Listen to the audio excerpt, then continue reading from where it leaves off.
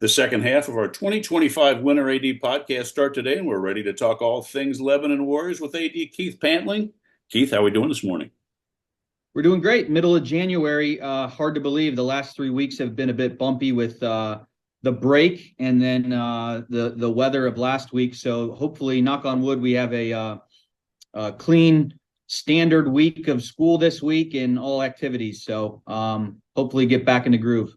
How much snow did you guys get in Lebanon? Did you get over a foot up there in that big snowstorm? No, not that much. I'd probably say it was probably that 6 to 8 inch range, if I had to guess. So, but our staff did a great job clearing our buildings and allowing us to get in the evenings on some of those days for our teams to practice, and our transportation department allowing us to get out to activities. So we had a few things wiped out, but for the most part, we stayed active this past week. Yeah, I got to show some love to your Bills since you're sporting the Bills today. Can you imagine the Yeah. Bills-Ravens game, how good that might be? Ooh. I'm looking forward to it. I'm glad it was the Sunday evening game because we have stuff all weekend, and so that'll allow me to sit on my couch and kick back my feet for a few minutes, enjoy that game. Yeah, it's going to be a good one. Going to be a good one. Well, let's start off talk boys basketball. Playing about 500 ball right now, and looks like they have a busy week ahead. Traveling to Little Miami on Tuesday, hosting the Spartans of Turpin on Friday, and then flying to the Hoop on Saturday. So a busy week for boys basketball. Yeah, the ECC's deep this year. It seems that anybody can beat anyone on any given day. So tough one at Little Miami on Tuesday, who's been playing really good basketball, hosting Turpin on Friday, and then the flying to the Hoop against a really tough Dunbar team. And then next week we go and have Winton Woods right away. So no rest for the weary. We just keep grinding through the schedule and been playing some good basketball for the most part, losing, really 95% of our scoring from last year. And so many seniors weren't really sure going into this year how competitive we'd be. So really proud of the effort and the game planning and some of the things they're doing to get where they are right now. So hopefully they can continue on that quest and continue towards the postseason. So big week of basketball for them. The parity in the ECC is really strong this year in boys basketball. It's been fun to watch, and it's got to be exciting for you guys just to see how competitive boys basketball is this year.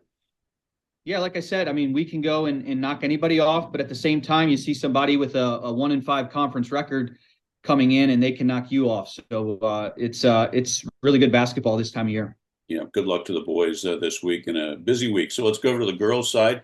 Again, just about 500 ball and a tough ECC girls basketball slate this year, and they have it looks like they've got three games this week. And let's talk about girls basketball.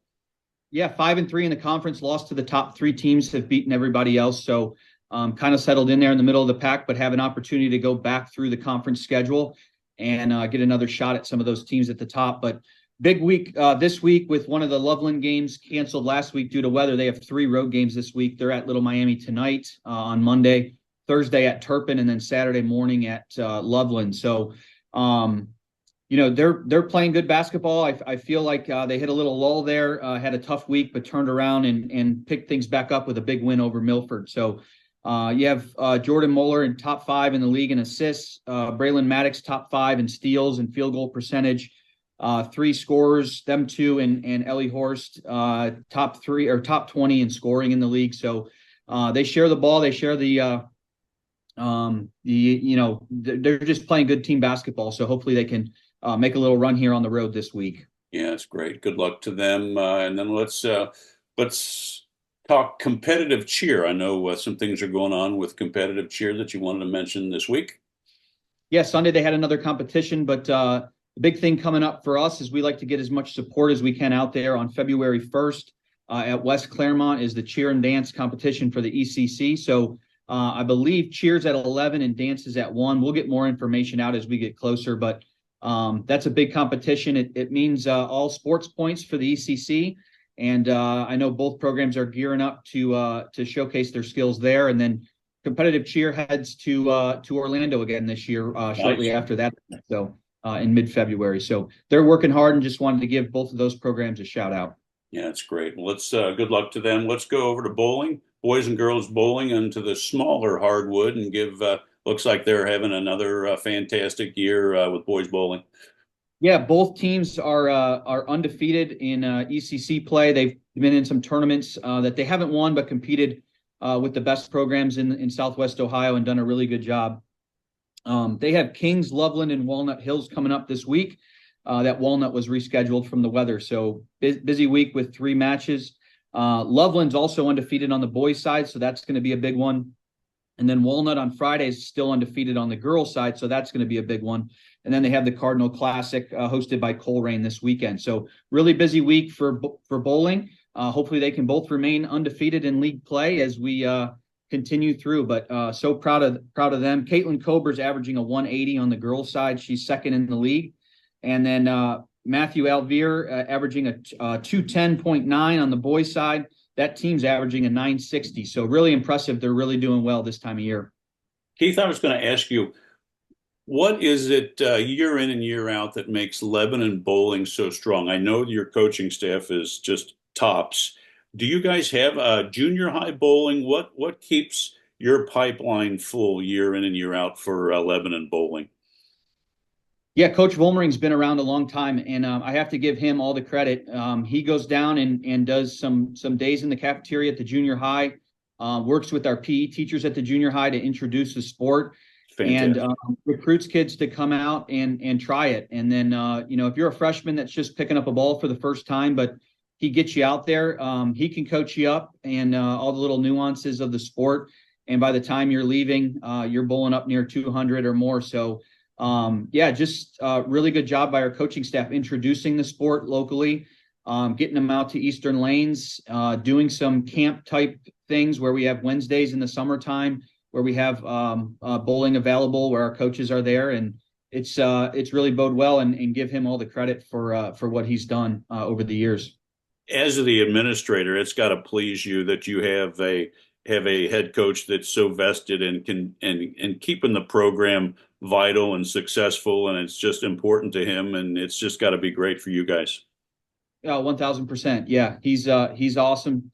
He loves the sport. He loves the kids. I'm hoping he never leaves. I got to talk him back into not retiring every year, but Yeah, it's kudos great. to Ron. And Scott Kober on the girls' side is currently assisting Ron and coaching the girls, and he does a great job as well. But Ron's been around for so long and just has a knack for it and does a great job. Just so awesome, just awesome. Okay, great. Let's talk boys and girls swimming and diving for the Warriors.